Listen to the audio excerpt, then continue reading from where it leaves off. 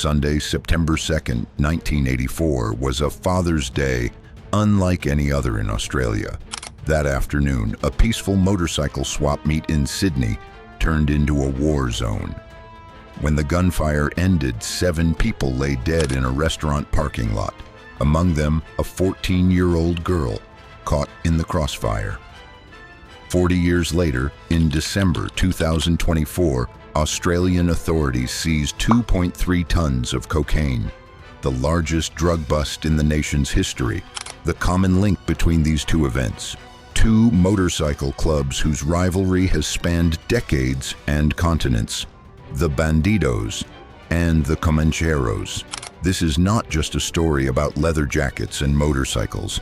It's the untold history of how 2 biker gangs evolved into international criminal empires, controlling billions in drug money and leaving behind a global trail of violence stretching from Texas to Turkey.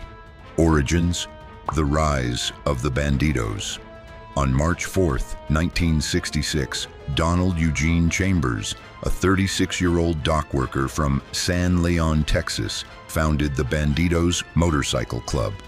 The name came from a 1965 trip to Mexico, where a waitress jokingly called Chambers and his friends American Bandidos. A year later, the club became official, with its headquarters in Houston, the mother chapter. The Bandidos proudly adopted the 1%er label, defying the notion that 99% of bikers were law-abiding citizens. Their patch depicted a Mexican bandit wearing a sombrero and armed with a pistol and machete, a symbol of rebellion against authority. Under the leadership of Ronald Jerome Hodge, who became president in 1972, the Bandidos expanded internationally. Known as Stepmother, Hodge built the organization with military-like structure and discipline. In 1983, Anthony Mark Spencer founded the first Bandidos chapter outside the US in Sydney, Australia, a decision that would soon have deadly consequences. By 1989, the club had opened a chapter in Marseille, France, marking its European expansion. Throughout the 1990s, the Bandidos grew aggressively across Scandinavia, sparking violent wars with rival gangs. Today, authorities estimate the Bandidos have over 300 chapters in 22 countries and around 3,500 members worldwide.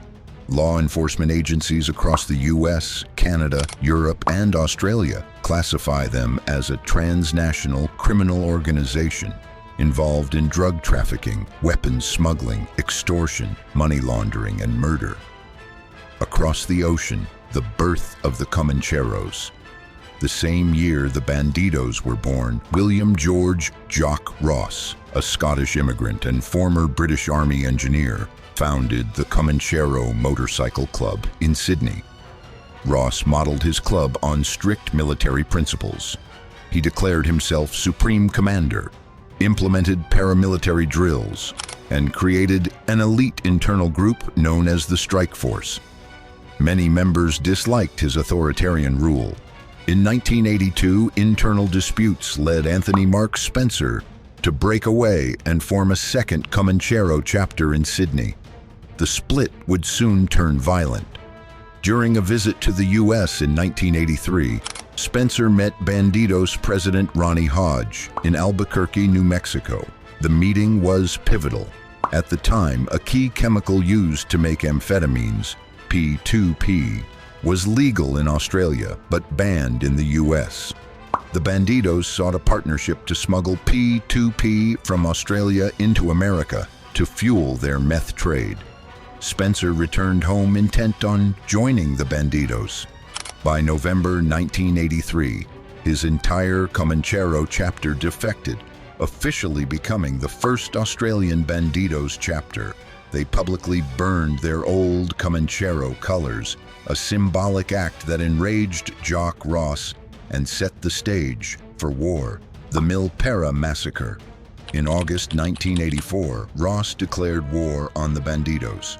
On September 2nd, both clubs attended a motorcycle swap meet at the Viking Tavern in Milpera, a Sydney suburb. Within moments, the parking lot erupted in chaos. Guns, chains, knives, and bats filled the air. When the gunfire stopped, 7 people were dead, including 4 Comancheros, 2 Bandidos, and a 14-year-old girl named Leanne Walters. 28 others were wounded. The Milpera massacre became one of the darkest days in Australian criminal history. 57 bikers were convicted, and Jock Ross received a life sentence, though he served only 5 years. The tragedy forced the government to enact stricter gun laws and gave rise to a nationwide crackdown on outlaw motorcycle gangs. But the war didn't end there. It simply evolved from street violence to global drug trafficking, from bikers to cartels. Fast forward to December 2024. The Australian Federal Police intercepted a ship off Queensland carrying 2.3 tons of cocaine, the largest drug seizure in the country's history. The operation was allegedly orchestrated by the Comancheros Brisbane chapter. The drugs, believed to have originated in Colombia, were valued at hundreds of millions of dollars.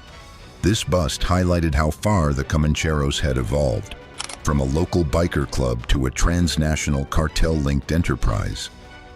In June 2021, Operation Trojan Shield, led by the FBI, exposed the gang's global communication network through the infiltration of an encrypted app called Anoam.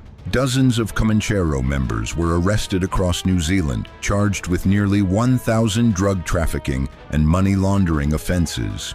In 2023, Turkish police arrested 37 alleged members, linking them to drug operations, stretching from Australia to Hong Kong and the Netherlands. By 2025, Turkish prosecutors charged 66 Comanchero members, including their alleged global leader, facing up to 262 years in prison. The Bandidos' global operations. The Bandidos, too, expanded their criminal empire.